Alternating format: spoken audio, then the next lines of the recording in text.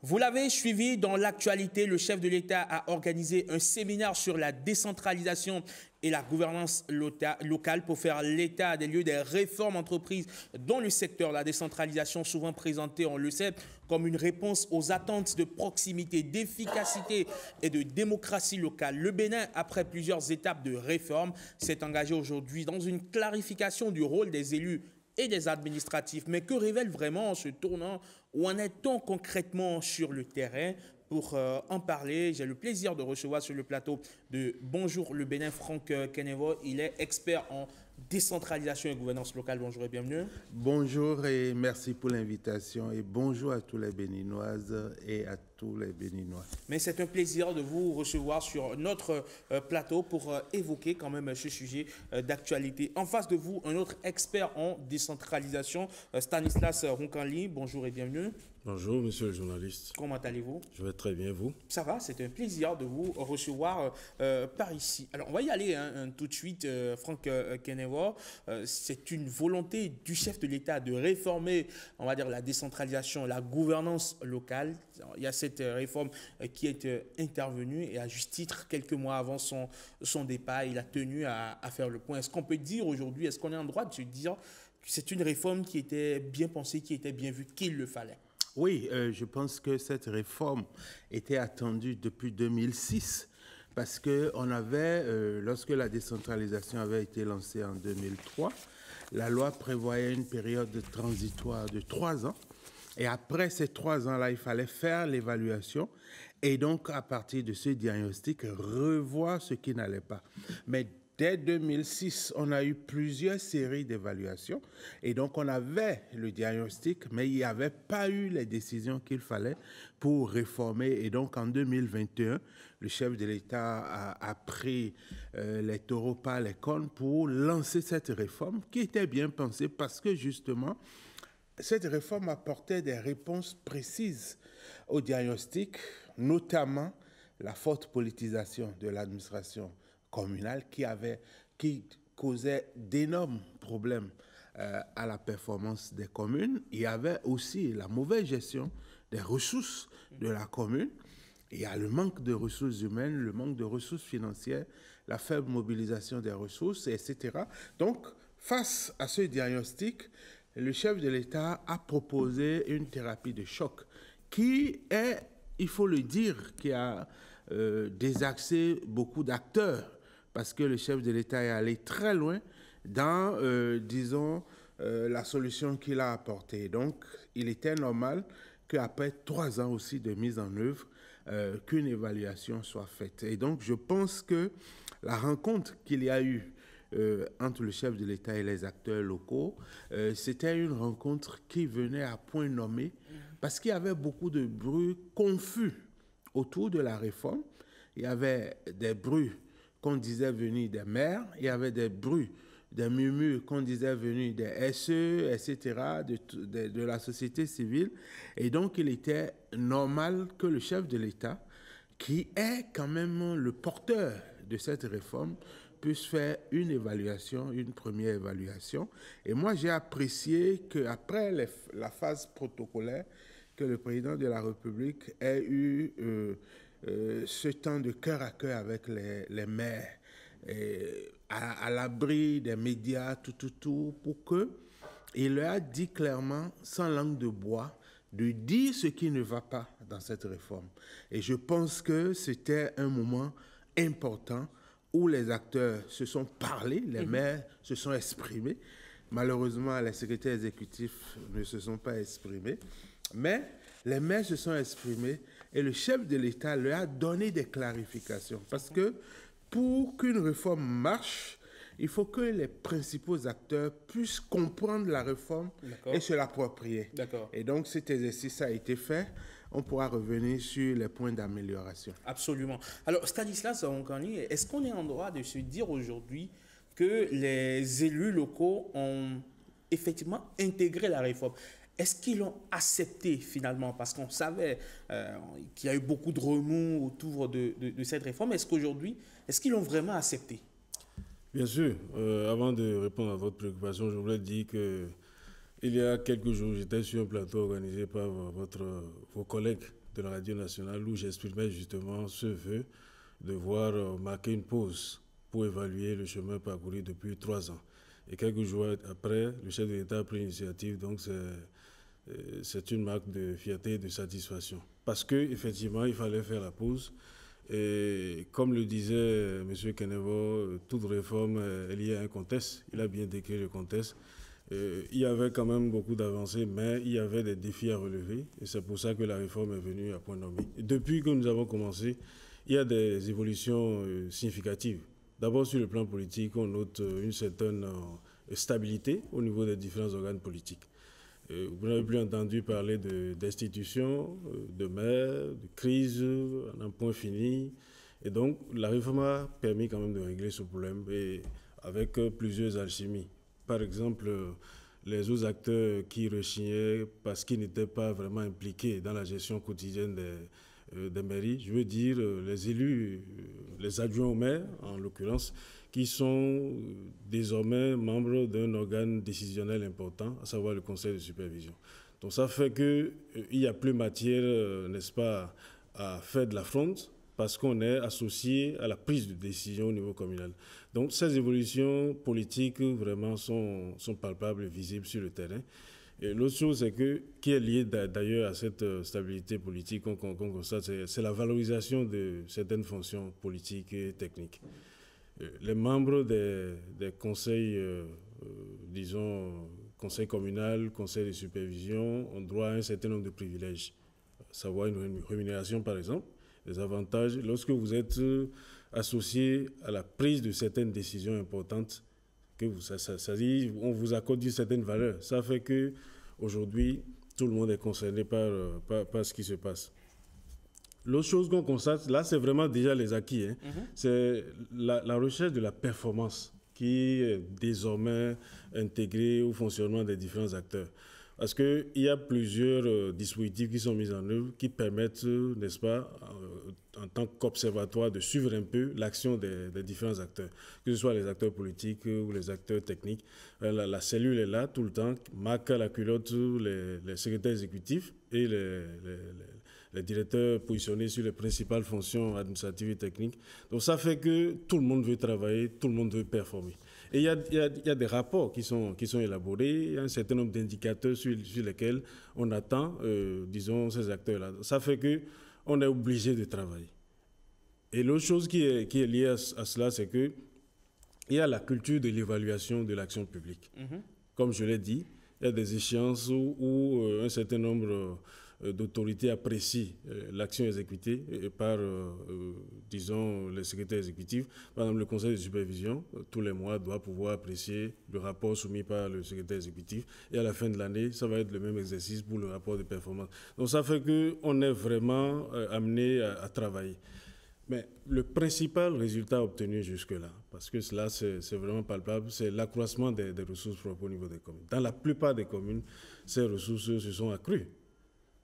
Parce que déjà, dans la loi portant code de l'administration territoriale, on a clairement indiqué que les secrétaires exécutifs doivent travailler vraiment à accroître les ressources propres, parce que ce n'est qu'à partir de là qu'on pourra mettre en œuvre des investissements structurants. Et tout le monde s'y attelle. Les préfets accompagnent vraiment cette dynamique-là. Par exemple, dans le département du Mono, le préfet est tout le temps avec les communes, suit vraiment de près cette évolution-là et essaye de rechercher des solutions là où ça dysfonctionne. Et là, vraiment, c'est une avancée significative. Alors, Franck Kenevo, selon certaines préoccupations exprimées au chef de l'État, le statut des maires fonctionnaires reste flou et problématique. Quelle solution, on va dire, juridique ou administrative on pourrait trouver pour assurer une clarté dans leur positionnement sans, quelque sorte, remettre en cause le mandat électif? D'accord, je vais revenir sur votre question, mais par rapport à la performance dont mon ami et collègue Stanislas parlait, il faut nuancer un peu parce que aujourd'hui, nous avons au niveau de l'administration communale un cadre qui est renforcé par un personnel Bac plus 5 au niveau de la direction, à tous les niveaux. Mais paradoxalement, dès 2023, la première année de plein exercice budgétaire de la réforme, on a vu que le taux de consommation des ressources a commencé par baisser. Et jusqu'à cette année, le taux de consommation des ressources est faible par rapport à la période avant la réforme. On peut expliquer cela par le souci des cadres qui sont déployés d'améliorer les procédures, de respecter les procédures, mais en même temps, ça pose des problèmes en matière de mise en place des services sociaux de base. Et donc, le chef de l'État a donné des instructions aux différents ministères concernés pour que ce problème soit réglé. Parce que si on déploie la ressource humaine de qualité au niveau des collectivités territoriales, c'est pour faire mieux que par le passé. Et moi, je pense que sur cette question, il y a deux possibilités. Soit, en plus des directeurs qui ont été déployés par l'État, qu'on puisse amener d'autres cadres pour les appuyer à faire les DAO, les dossiers de passation des marchés. La commande publique aujourd'hui est très encadrée au Bénin et les procédures, il faut vraiment les maîtriser pour les faire. Et je crois que visiblement, beaucoup de communes n'ont pas cette qualité de ressources humaines. Soit il faut aller à la dématérialisation. Il faut que cette procédure soit numérisée et donc facilite le travail à l'administration communale parce que au cœur de cette procédure, il y a l'administration communale, il y a le délégué du contrôle financier, il y a la trésorerie communale, il y a la préfecture, il y a plusieurs acteurs qui jouent, qui interviennent dans la procédure de passation de marchés publics. Et donc, si c'était dématérialisé, numérisé, chaque acteur sera plus rapide parce qu'aujourd'hui, il faut envoyer les papiers au délégué, ça peut faire des semaines, ça peut faire des mois, ça va revenir, les va-et-vient là, ça perd le temps. Et au bout du processus aussi, parfois on sélectionne des entreprises qui n'ont pas la capacité financière ou l'entreprise même qui n'a pas rempli les conditions, c'est elle qui saisit l'autorité de régulation des marchés publics et ça prend du temps. Donc il faut régler ce problème-là. Maintenant, par rapport aux maires qui sont des fonctionnaires, je pense qu'ils font une mise en disponibilité. Et donc, pendant leur mandat, ils sont pris en charge par l'administration communale et à la fin de leur mandat, ils reviennent dans l'administration publique. Donc, il n'y a aucun problème. Il y a beaucoup de maires qui sont des fonctionnaires qui sont dans l'administration publique, ça ne pose aucun problème. La loi a prévu ce mécanisme-là. Oui, oui. En fait, parlant d'évolution, je n'ai pas parlé de consommation des ressources, j'ai été bien clair. J'ai parlé de mobilisation des ressources, de l'accroissement des ressources. Une chose est de mobiliser, mais l'autre, c'est d'utiliser les ressources. Et ce qu'il dit, en fait, la faible consommation des ressources n'est pas seulement liée aux capacités techniques des acteurs en place. Il y a beaucoup d'autres facteurs. Par exemple, il y a un nouvel acteur qui est introduit dans le circuit de consommation des ressources, à savoir le contrôleur financier. On constate une certaine lourdeur à ce niveau. D'abord, le taux d'encadrement des communes est un peu faible. Chaque commune n'a pas un contrôleur financier. Il y en a qui travaillent avec beaucoup de communes. Donc ça fait que les dossiers sont vraiment en attente. Mais en dehors de ça, il y a aussi que les transferts de ressources viennent en retard. Ça, ce n'est pas directement lié à la réforme, mais malheureusement, la réforme n'a pas encore pu résoudre cela. L'État met du temps à mettre à disposition les transferts du FADEC. Et quand ça arrive, il y a beaucoup de difficultés à consommer. Il a parlé du processus de passation de marché. Là aussi, il y a des goulots. Mais ce n'est pas seulement au niveau des communes, c'est sur le plan général. Beaucoup d'acteurs, même dans des administrations centrales, se plaignent du fait qu'il y ait beaucoup de filtres à passer.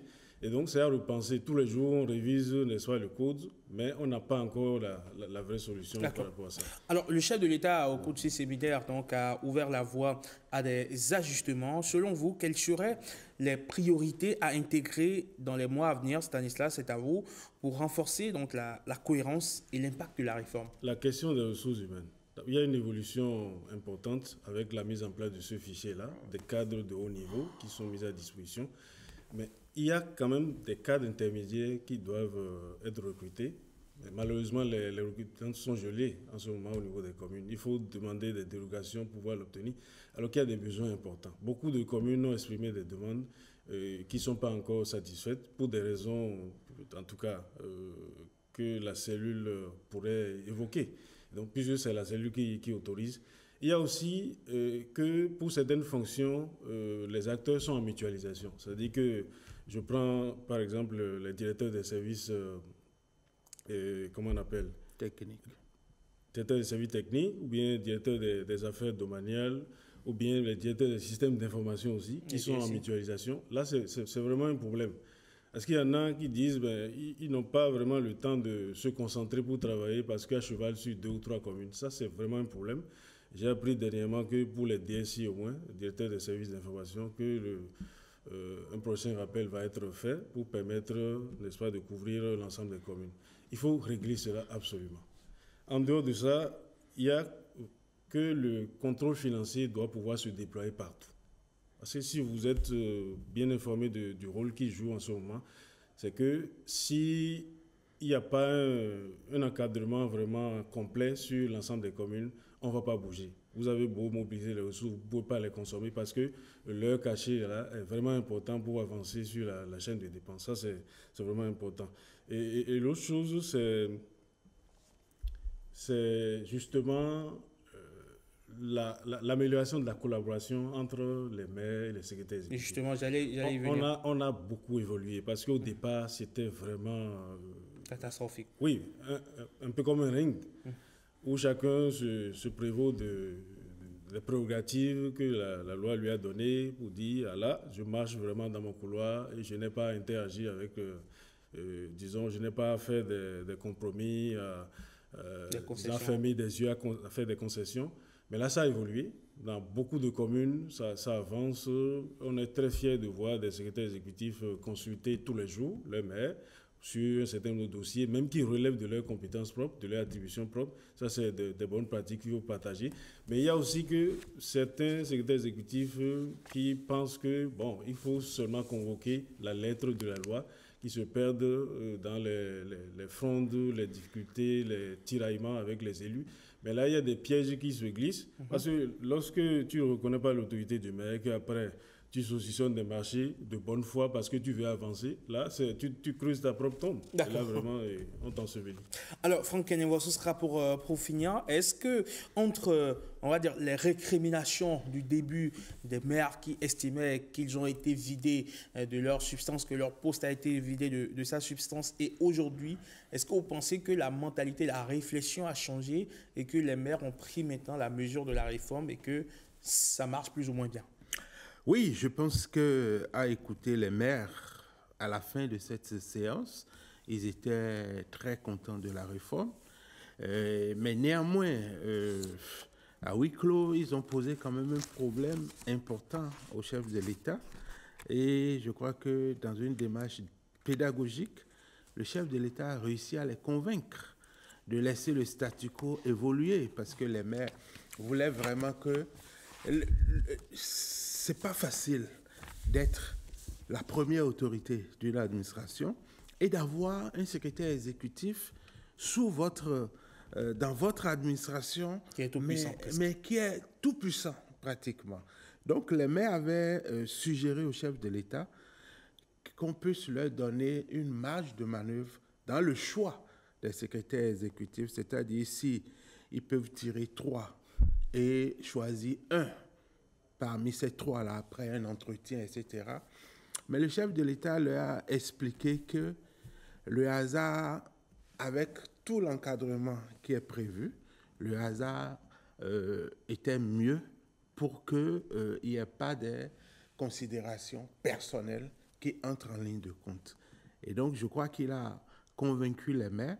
Mais c'est vraiment maintenant les secrétaires exécutifs qui doivent comprendre que c'est le maire qui va vers les électeurs. C'est le maire qui reçoit un mandat des citoyens. Et donc, à partir de ce moment, il y a un respect, il y a des concessions. Même si la loi rend étanche la relation entre le maire et le secrétaire exécutif, surtout en ce qui concerne ses attributions propres, il faudrait que le secrétaire exécutif fasse des ouvertures et comme l'a dit mon ami Stanislas tout à l'heure, que au-delà de l'esprit de la loi, que les secrétaires exécutifs puissent collaborer véritablement avec les élus et que les élus aussi comprennent que leur rôle a changé. C'est-à-dire, avant, le maire était tout puissant dans l'administration. Vous avez le maire de Boycon, le maire de Porte-Novo. Ils ont l'habitude de dire que quand ils rentrent dans la mairie, dans l'hôtel de ville, au même moment que le secrétaire exécutif, tout le personnel se dirige vers le secrétaire exécutif. Donc, c'est une réalité. Mais la réforme les réoriente vers les citoyens, vers la dimension politique du mandat municipal. Et cette dimension politique, en occupant cette dimension politique, ils vont trouver leur aise et évoluer véritablement. Vous avez posé une dernière question, c'est de savoir si les maires ont compris. Je pense que cette séance a contribué à ce que les maires comprennent davantage la réforme, parce que entre le Palais des Congrès en 2022 et la salle du peuple de la présidence de la République, s'est passé 3 ans où chacun est allé sur le terrain, a éprouvé les textes de loi.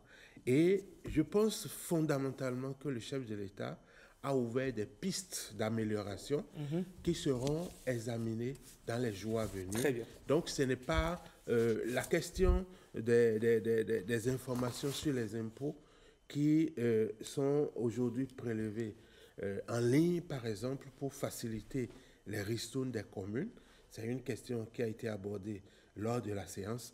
L'intervention des ministères, vous voyez, le suivi de la réforme a fait que les préfectures, qui sont reconnues par la loi comme unique autorité de tutelle, ces préfectures-là ont du mal à coordonner l'ensemble du système. Et donc, il y a des ministères qui interviennent directement dans les communes. Les maires ont relevé cela auprès du chef de l'État. Très bien. Et donc, il y a ces sujets-là qui vont faire l'objet de traitement au niveau du gouvernement. Donc, je pense que ça a été un moment important pour cette réforme. Bien sûr. Et dans les jours à venir, nous allons voir ce qui sera amélioré. Et c'est aussi l'occasion pour que la société civile soit associée à ces éléments-là, parce que le parent pauvre de cette réforme, comme je le dis souvent, c'est la société civile. C'est la démocratie locale qui n'est pas valorisée, et elle sera valorisée lorsque la société civile aura trouvé pleinement sa place dans la gestion de nos collectivités territoriales. Merci Franck Kenevo. La réforme sur la décentralisation a-t-elle eu des impacts sur la gouvernance locale dans votre communauté? Partagez avec nous vos expériences. Un Stanislas va partir et un autre Stanislas va prendre sa place. Oui, mais avant de partir... Oui, mais ce sera vraiment en 30 secondes. Oui. Ce qui s'est passé au Palais de la Marina est à saluer, n'est-ce pas? C'est une bonne chose, mais c'est juste une évaluation politique. Il reste vraiment l'évaluation technique qui doit se faire. Et c'est heureux qu'on annonce déjà un séminaire gouvernemental, mais il faut aller un peu plus bas pour rassembler les acteurs opérationnels de la réforme. Très bien, merci Stan. Alors, merci Stanislas. On va retrouver Stanislas Oussa-Alenquon, que j'appelle affectueusement Stan par ici, pour relayer donc les avis des internautes, puisque nous leur avons adressé la question. Si vous permettez, il va prendre votre siège momentanément, Stanislas Oussa-Alenquon, pour nous délivrer les avis des internautes. Ça va aller au pas de charge pour lui. Stanislas, bonjour. Bonjour, Rodrigue Herman Amenga, bonjour à tous. Allez, est-ce que vous pouvez nous donner lecture de quelques avis des internautes? Exactement, et nous nous rendons sur notre page Facebook, la page Facebook de Bénin TV, où notre ami Z, le sage, écrit: selon moi, la réforme sur la décentralisation a permis à certaines communes de jauger leur capacité à se défendre seules. Et en même temps, cette réforme a fait reculer d'autres qui n'ont pas assez de ressources, pense notre ami Amdan Tita Jure. Bonjour le plateau, dit-il. Cette réforme a eu des impacts positifs dans ma commune. Elle a contribué à l'autonomisation de la commune de Kandi et a surtout amélioré la gestion budgétaire qui était toute autre chose auparavant. Effectivement, la réforme permet à la population de savoir ce qui se passe dans leur localité, réagit Fada Ouli, et cela parce qu'on en rend compte dans nos communautés. Ainsi, la corruption perd son terrain, la bonne gestion des ressources s'installe et on en profite tous. Florence Ndiekon vient en appui renchérir en ces termes. Pour moi, cette réforme a permis d'abord de dépolitiser l'administration communale. Ensuite, elle favorise la transparence dans la gestion des ressources de la mairie à travers la reddition de comptes et les audits. Enfin, la réforme facilite l'affectation vers les communes de grandes ressources financières capables de répondre aux préoccupations des populations, sans oublier les ressources humaines de qualité. Bokor Roland Kalis marque son retour sur la matinale Bonjour le Bénin en assurant un certain en dehors du rapprochement de l'administration des administrés, il y a des points positifs comme la séparation claire des fonctions techniques et politiques, le renforcement de l'autonomie des communes, l'amélioration de la gestion des ressources et le développement local durable. Cependant, des défis comme la vulnérabilité sécuritaire, le déficit infrastructurel et l'absence de politique en gestion foncière persistent, estime notre ami Bokor Roland Kaliste. Merci beaucoup pour ces avis, Oleistan. Je vous en prie. Passez une excellente journée. Merci. Merci également à vous, Franck Kekenevo, pour votre disponibilité. Merci pour l'invitation et je suis heureux que les internautes suivent vraiment la vie de nos communes. C'est très intéressant de le souligner. Merci beaucoup. Passez une bonne journée. À vous aussi et excellente semaine à toutes et à chacun. La SRTB. C'est bien cela. Et surtout Bénin TV sur laquelle vous êtes la chaîne de télévision.